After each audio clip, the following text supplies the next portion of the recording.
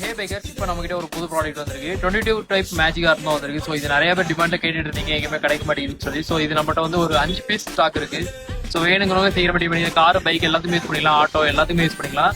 So இது நம்ம stock இருக்கு. ஸோ இதோட அவுட்புட் என்னென்ன அப்படிங்கிறத இந்த வீடியோ காட்டுறேன். ஸோ ஹார்ன் பார்த்தீங்கன்னா இந்த மாதிரி தான் இருக்கும். ஸோ இதோட அவுட்புட் வச்சு காட்டுறேன்.